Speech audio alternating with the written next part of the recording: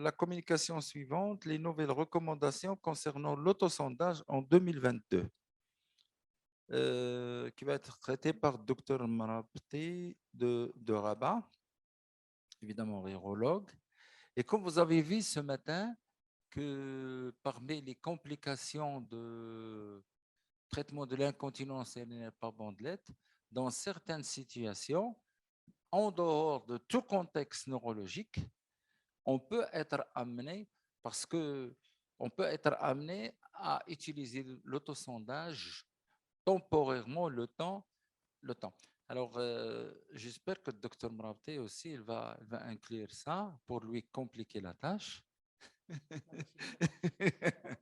Pour lui compliquer la tâche. Et voilà. Donc, c'est à toi. Merci beaucoup, Monsieur le Président. Merci à l'Association marocaine d'urologie pour cette invitation. Je pense, Monsieur Mcharqi, la tâche est déjà compliquée avec le sujet. Pourquoi c'est compliqué? On va le voir tout de suite. Donc, pourquoi c'est aussi difficile, Monsieur Mcharqi? Parce que tout simplement, il n'y a pas de recommandation nulle part concernant l'autosondage. Mais je vais essayer un petit peu de clarifier les choses. On est tous d'accord que l'autosondage aujourd'hui, c'est le gold standard dans la prise en charge de tout ce qui est problème obstructif du bas appareil urinaire. Tous les problèmes de vessie rétentionniste ou rendu rétentionniste, tous les problèmes de vessie, de vidange incomplète de vessie, on peut leur proposer, bien évidemment, l'autosondage, que ce soit l'étiologie. Trouver les étiologies neurologiques, on va les voir les patients avec spina bifida, les patients, les blessés médulaires. D'ailleurs, la première indication laquelle l'autosondage a été là, c'était les blessés médulaires. On va les retrouver aussi avec les patients avec CEP, avec donc toute pathologie neurologique qui va faire en sorte que la vessie devienne rétentionniste. On va le trouver aussi pour les obstructions sous cervico-prostatiques. On n'a pas le temps pour en discuter, mais on peut proposer les autosondages chez les patients, les hommes qui vont venir pour des rétentions aiguës d'urine avec sur un obstacle prostatique, on peut leur proposer des autosondages. Je n'ai pas le temps de clarifier encore plus, mais c'est une option qui est aussi valable. Les prolapsus génitaux, ça a été bien dit ce matin, docteur Msaoudi, quand on a des femmes avec des prolapsus génitaux et avec une composante obstructive, on peut leur proposer aussi plutôt des autosondages. En post-opératoire, surtout chez les orthopédistes, quand on a un patient qui tombe en rétention post-opératoire, il vaut mieux de lui apprendre rapidement de faire de l'autosondage que de mettre une sonde. Un orthopédiste, il va mettre une sonde urinaire pendant 3 semaines, 4 semaines jusqu'à ce que le patient se mette debout. C'est trop, avec des risques qui sont très importants. Donc, on peut leur proposer quand même de mettre des autosondages. Les rétentions, bien les syndromes obstructifs qui sont pharmaco-induites, ils sont pharmaco-induites quand on a une vessie hyperactive, qu'on va essayer de calmer par des traitements médicaux, des anticholinergiques, ou bien encore plus par de la toxine clinique et en rétention. Alors, ces patientes-là, au lieu de leur mettre une sonde, il faut leur proposer des autosondages. Alors, pourquoi l'autosondage? Parce que tout simplement, avec la sonde, on va essayer d'améliorer la vidange vésicale. Ça, on va le retrouver aussi avec la sonde à demeure. On va essayer d'éviter les fuites. Ça aussi, on va le retrouver avec la sonde à demeure.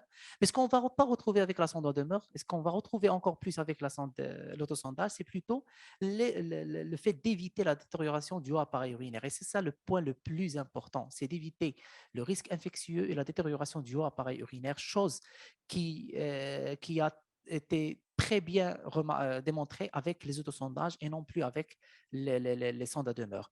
Et si on arrive à éviter la détérioration du appareil urinaire, ben, tout simplement, on va améliorer la qualité de vie des patients.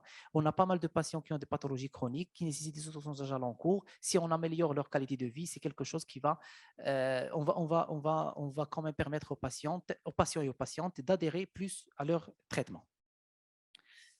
La problématique de vider une vessie, ce n'est pas vraiment récente, c'est extrêmement ancien, c'est très ancien, c'est une pratique qui est vraiment, qui remonte à l'Antiquité même.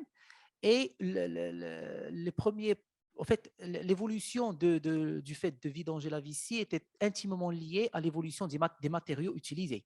On va retrouver qu'en Chine, en 1000 ans avant Jésus-Christ, ils ont utilisé des tubes en bois. En Inde, ils ont utilisé des tubes lubrifiés.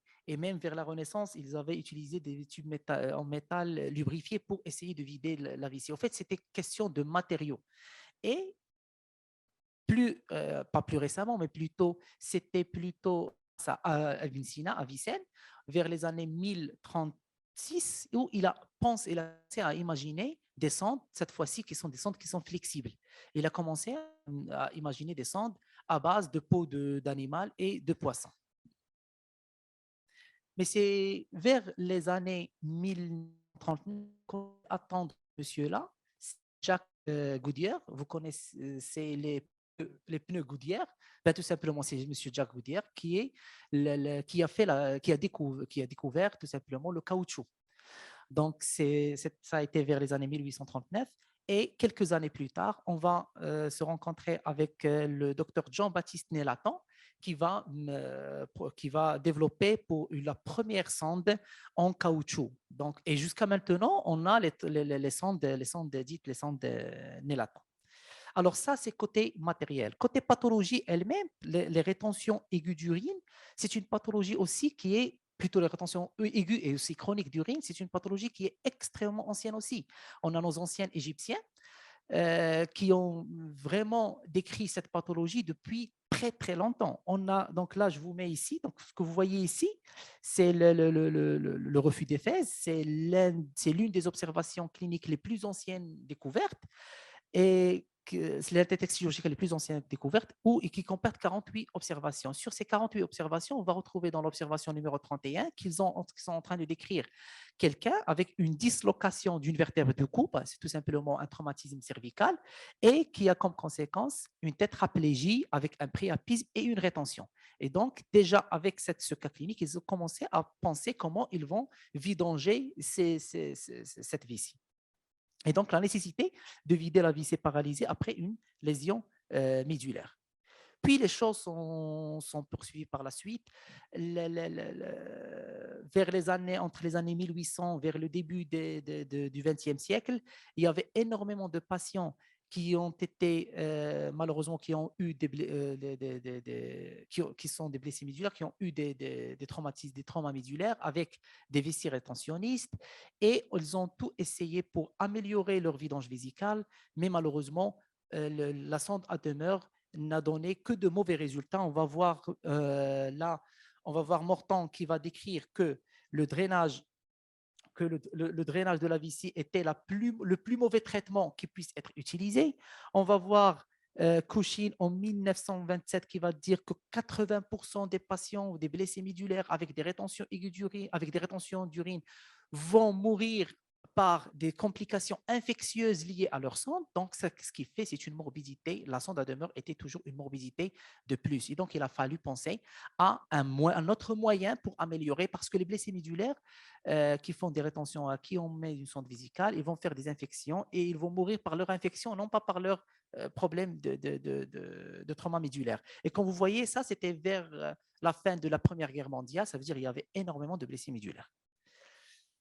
Et il a fallu attendre ce monsieur-là, rappelez bien de ce nom-là, c'est le Sir Ludwig Guttmann.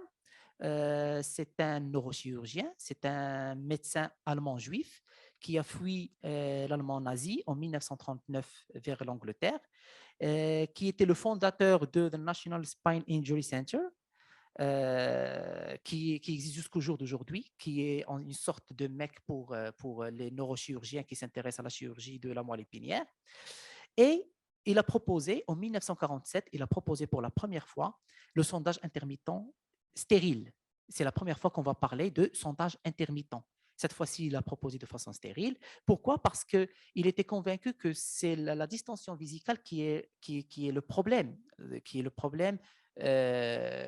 patients qui ont un problème obstructif du bas appareil urinaire. Et donc, si on arrive à lutter contre cette distension vésicale, on peut améliorer leur pronostic. Il pensait tout simplement que la sonde à demeure et le cathéter suspubien ne préviennent pas les urosepties, chose qui a été remarquée chez tous ceux qui ont pris en charge par des sondes à demeure les patients avec rétention d'urine, que la sonde à demeure elle est la cause d'escarres urétrales et de fistules pénoscrotales, elle est la cause de sténose, et que le sondage intermittent peut permettre de détecter plus vite la réapparition d'une capacité mictionnelle. Et donc, il a commencé à proposer le sondage intermittent en 1947. 10 ans plus tard, il va publier dans Journal of Urology ses premiers résultats sur les 466, ces 466 patients. Eh bien, on a vu des résultats qui ont complètement changé la pratique du sondage ou bien la pratique de la prise en charge des vessies rétentionnistes dans le monde. On a une diminution très importante des complications liées à l'autosondage par rapport à la sonde à la demeure. On va voir que le taux d'infection était avec l'autosondage de 4,2% versus 42%, 10 fois moins que le sonde à demeure, le reflux vésico-urétéral de 4,4%, l'urétrodonéphrose et la détérioration du appareil urinaire de 7,4% versus 30%, la lithiase rénale de 1,7% versus 54% et la lithiase vésicale de 0,6% versus 28%. Donc, on a eu vraiment une diminution drastique des complications liées à la sonde à demeure. Et donc, Guttmann, il est parti un peu partout dans le monde pour parler de sa découverte, pour parler de ses résultats, pour pousser les neurochirurgiens, les orthopédistes, les urologues, les gynécologues à proposer du sondage intermittent chez ces patients-là. Il part aux États-Unis, il va rencontrer à l'hôpital de Michigan, à Ann Arbor, il va rencontrer cette fois-ci ce monsieur. On va se rappeler toujours aussi de cet urologue qui s'appelle Jacques Lapides. En fait, Jacques Lapides, c'est un neurologue de l'hôpital de Michigan à Ann Arbor et qui était convaincu des résultats de Guttmann, mais il n'était pas convaincu de la stérilité du geste. Et donc, Jacques Lapides, il va proposer pour la première fois un sondage intermittent, mais cette fois-ci propre et non pas stérile. Pourquoi? Parce que donc, il va publier son concept en 1970 dans Journal of Urology. Et le, Jacques Lapides va nous donner un nouveau concept sur les infections urinaires liées à la sonde. En fait, il dit que qu'il y a un concept de résistance de l'hôte, c'est que toute bactérie introduite au niveau de la vessie sera neutralisée par un urothélium qui est sain. Et donc, qu'est-ce qui va se passer chez les patients qui ont des rétentions chroniques d'urine ou bien des syndromes obstructifs du appareil urinaire? On va avoir une distension vésicale, on va avoir une augmentation de la pression intravésicale. Cette augmentation de la pression intravésicale va donner une ischémie pariétale et donc il va fragiliser la défense locale. Et à ce moment-là, on aura la bactérie qui est déjà située au niveau de la vessie sera plus agressive. Et donc, l'agressivité bactérienne survient suite à la distension vésicale. Et donc, si on arrive à diminuer la pression intravésicale tout simplement par la fréquence mictionnelle, on va diminuer aussi le risque de passer d'une colonisation à une infection urinaire. Et donc, il décrit il commence le sondage intermittent propre pour sa première patiente en 1970 et il a bien dit sa phrase qui utilise jusqu'à maintenant dans l'autostase, c'est que frequency rather than sterility, il faut le fait d'uriner plus fréquemment est plus important et les plus bénéfique que d'avoir un sondage qui est plutôt stérile. Et donc, Jacques Lapides, il va décrire ces règles qui sont dites les règles de Lapides dans le Journal of Urology, de l'autosondage propre intermittent. Il s'agit de lavage des mains et du périnée à l'eau et au savon, de ne pas mettre des gants, de faire apprendre aux femmes de faire l'autosondage d'abord en décubitus dorsal, puis aux toilettes, d'utiliser des sondes avec des sondes semi-rigides avec des charrières adéquates, 12 à 14 charrières. C'est qu'il faut faire des sondages avec une fréquence de 6 à 7 fois par 24 heures et avec une diurèse qui est supérieure à 1,5 litre. Et la rigueur de la technique repose essentiellement sur la fréquence et non pas sur la stérilité. Et puis, 5 ans plus tard, en 1995, il va publier dans Journal of Urology la série de ces patients, 216 patients, avec une diminution très, très, très, très importante de taux de morbidité liée à la santé chez ces patients-là. Et on va voir que le bénéfice du sondage intermittent propre était le même que celui stérile de Guttmann et il était nettement supérieur à sondage à demeure. Et il dit dans sa publication, dans sa première publication sur le sondage intermittent propre, que we have never seen a more grateful group of patients que vraiment les patients sont bien améliorés sous autosondage. Et ces travaux-là, plutôt cette observation-là et ces travaux de Jacques Lapides ont été solidifiés par les travaux de Frank Inman. En fait, Frank Inman, il a fait des travaux in vitro, donc au laboratoire, sur la capacité agressive de l'infection, de la colonisation bactérienne. Et donc, on va voir très bien que quand on est sur cette fourchette ici, ça veut dire quand on fait des mictions, je sais pas si, voilà. Donc, quand on a des mictions qui sont fréquentes, on a la concentration bactérienne qui va évoluer lentement. Dès lors qu'on va diminuer la fréquence, on va voir que la concentration bactérienne va augmenter de façon exponentielle. Et donc, le fait de maintenir une fréquence importante avec un volume de diurèse qui est quand même important va diminuer la concentration de bactéries au niveau de la vessie. Et puis, depuis Gutmann et Jacques Lapides, beaucoup de travaux ont été réalisés et aujourd'hui, on va compter plus de 3000 travaux sur l'autosondage. C'est encore peu, hein, c'est encore peu pour une pathologie qui est vraiment très fréquente, mais quand même, on a essayé de standardiser l'autosondage dans notre pratique courante. Et donc, comme j'ai dit tout à l'heure, pourquoi l'autosondage? Parce que tout simplement, ça va permettre de drainer la vessie d'une façon intermittente à basse pression. Et c'est ça le plus important, c'est qu'il faut qu'il y ait un système de basse pression au niveau de la vessie. Ça va permettre une continence vésicale chez les patients qui ont des fuites urinaires. Et ça va éviter les complications, surtout infectieuses et mécaniques de l'arbre urinaire. Ils sont indiqués dans toutes les vessies rétentionnistes ou rendues rétentionnistes. Pourquoi rendues rétentionnistes? Parce que des fois, dans les hyperactivités vésicales, par exemple, avec les hyperactivités détrusoriennes, lors de l'injection de latex butylinique, tout simplement, on va paralyser cette vessie. Donc, on va rendre la patiente qui avait des fuites, on va la rendre rétentionniste. Et chez ces patientes particulièrement, on a besoin d'utiliser l'autosondage pour pallier à ce problème. Alors, juste avant de partir de parler sur un peu les bonnes pratiques, je ne vais pas dire les recommandations, mais plutôt les bonnes pratiques de l'autosondage. L'autosondage, c'est le gold standard, mais des fois, quand ce n'est pas possible, que ce soit sur le plan anatomique, quand on a par exemple des femmes qui ont un hypospadias, ou bien quand on a des causes de dextérité, des tétraplégiques avec impossibilité de faire un autosondage. On a d'autres alternatives qu'on peut proposer. On a les stimulations électriques, la neuromodulation des racines sacrées ou bien la stimulation tibiale postérieure. On peut proposer la sphinctérotomie, les dérivations cutanées, les dérivations urinaires continentes, le Mitrofanov et le Monti, les dérivations non continentes et la cystostomie. Donc, toutes ces options sont des alternatives à l'autosondage. Mais l'autosondage, il est le gold standard, il doit le rester. Alors, vous m'avez proposé, M. Mcharki, de parler des recommandations, chose que je n'ai pas retrouvée nulle part, ni dans les recommandations européennes, ni celles internationales, ni américaines. Il n'y a pas de recommandations nettes et propres sur l'autosondage. Mais par contre, il y a le rapport de la CIFU de 2018, il y a un papier qui est sorti dans le Progrès en urologie en 2020 qui ne va pas parler des recommandations, mais plutôt qui va parler de bonnes pratiques. En fait, il n'y a pas de recommandations claires concernant l'autosondage. Peut-être qu'il va y en avoir, mais pas pour le moment. Alors, je vais être très bref et je vais parler juste des points les plus importants. C'est que ces bonnes pratiques, d'abord, il faut proposer, la sonde doit être avec une longueur suffisante. C'est normal, donc il faut avoir une longueur suffisante.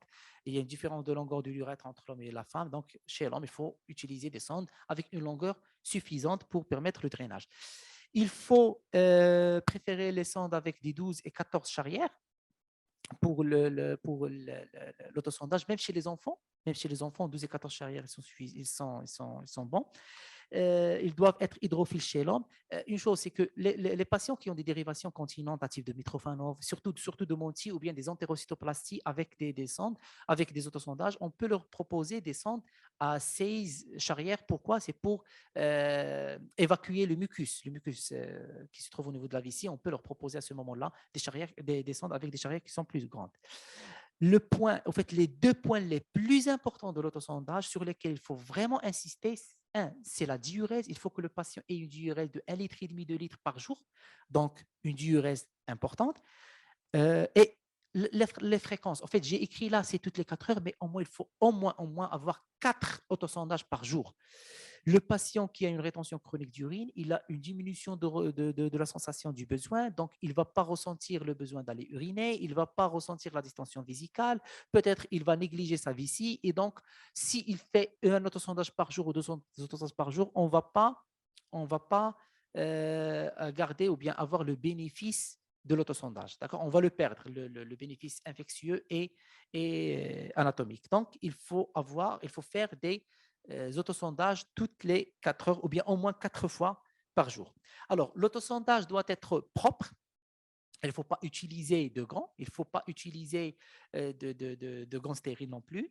Il faut un simple lavage des mains et l'autosondage, il est propre, il doit le rester même si le patient est réhospitalisé. Même si le patient est hospitalisé, il doit rester propre. Et donc, on doit utiliser un autosondage. Ce n'est pas parce qu'il sera hospitalisé qu'on va utiliser une sonde à demeure de façon stérile. Il faut utiliser le sondage de façon propre. Un point très important, en fait, je pense qu'il n'y a pas de doute avec les collègues urologues, mais avec les autres disciplines qui vont intervenir dans la prise en charge de ces patients qui sont sous autosondage, on demande souvent des ECBU. Or, il n'y a aucune indication à demander des ECBU chez ces patients. Parce que si on cherche la bactérie, on peut la savoir, il y a toujours une bactériurie. Il ne faut pas demander des ECBU à tort et à travers chez ces patients parce qu'on va surtraiter par des antibiotiques nos patients. Il ne faut demander des ECBU que s'il y a des signes cliniques en faveur d'une infection. Parce que l'infection urinaire, elle est d'abord clinique, il n'est pas biologique. Et donc, chercher une bactériurie, ça ne sert absolument à rien. Et donc, il ne faut pas demander des ECBU. Des fois, les patients vont venir nous voir parce que soit les urines sont sales, soit s'ils sont malodorantes. Alors, à ce moment-là, il faut d'abord s'assurer qu'ils ont une diurèse supérieure à 1,5 litre par jour. Sinon, il faut augmenter la diurèse au-delà de ça, en augmentant bien sûr l'apport hydrique. Donc, il faut augmenter les boissons. Et au bout de 72 heures, si les urines restent toujours sales ou malodorantes, il faut, à ce moment-là, peut-être c'est un signe indirect d'une infection urinaire et donc il faut aller faire un ECBU. C'est à ce moment-là où il faut faire le ECBU, pas avant. Ça ne sert à rien de faire une bandelette urinaire. La bandelette urinaire, il est complètement inutile dans le cas des patients qui sont sous autosondage. Et maintenant, si on a une infection urinaire, c'est qu'on va traiter. Il ne faut pas faire des ECBU de contrôle parce que tout simplement, l'infection urinaire est clinique et donc on doit la surveiller de façon clinique et non pas aller demander des suivis de contrôle parce que de toute façon, on va trouver une bactériurie et on va continuer à traiter le patient par une antibiothérapie qui est inefficace. La seule situation, ça ce n'est pas que pour les patients sous autosondage, mais plutôt pour tous les patients qui vont bénéficier d'un geste endo-urologique à ce moment-là où on va traiter une colonisation. Et si on doit proposer pour nos patients des dérivations urinaires continentes, il faut proposer en premier lieu, si le patient n'est pas appendicectomisé, il faut lui proposer en premier lieu la dérivation type Mitrofanov. Si le patient appendicectomisé ou bien qui a eu déjà un échec de Mitrofanov, à ce moment-là, on va utiliser le tube digestif par un montage type Menti. L'hétérosondage, il est possible aussi de le proposer. L'hétérosondage, en fait, l'hétérosondage, il est moins efficace que l'autosondage. Il est sujet à plus de faits secondaires et plus de complications infectieuses que le sondage intermittent propre, que l'autosondage plutôt. Et donc, l'autosondage, il ne faut pas le proposer en premier lieu. Parce que tout simplement, si le patient dépend d'une tierce personne, cette tierce personne ne va pas être là pour faire des évacuations toutes les 4 heures ou bien 4 à 6 fois par jour. Donc, le patient, en fin de compte, il va se retrouver avec 2 évacuations par jour et on ne va pas avoir le bénéfice et l'avantage de l'autosondage. Et donc, il faut toujours préférer l'autosondage à l'hétérosondage. Et si jamais on doit faire l'hétérosondage, l'hétérosondage peut être réalisé par du personnel non médical, juste il faut les former. Et bien sûr, si l'autosondage n'est pas possible, il faut préférer l'hétérosondage à la sonde à demeure. Donc, toujours laisser la sonde à demeure en dernier lieu.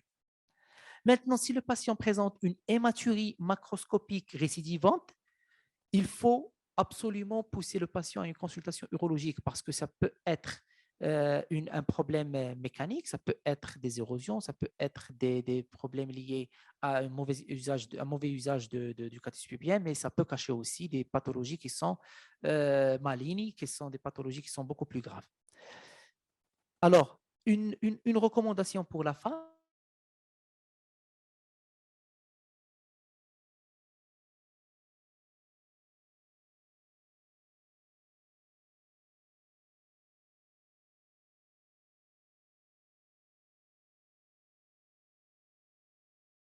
différente de celle vésicale et donc il faut changer la sonde. Et si le patient se plaint d'une fausse route qui va empêcher l'autosondage, à ce moment-là, on va proposer pour nos patients des sondes à demeure pendant 10 à 14 jours jusqu'à cicatrisation du trajet. Donc, grosso modo, c'est ça l'ensemble des points les plus importants concernant l'autosondage. Je n'ai pas pu trouver mieux que ces points qui sont d'ordre quotidien, d'accord, qui sont d'ordre quotidien. Mais ce que je veux dire pour conclure, c'est que l'autosondage, on a un travail important à faire auprès de nos confrères et nos collègues urologues, gynécologues, MPR, médecins généralistes, pour redonner la place à l'autosondage parce que c'est un moyen qui est très efficace et qui est beaucoup moins morbide. Les deux points sur lesquels j'insiste toujours et je vais toujours insister, c'est avoir une diurèse supérieure à 1,5 litre par jour et donc bien boire et aussi la fréquence qui doit être supérieure à 3 à 4 fois 4 vidanges par jour.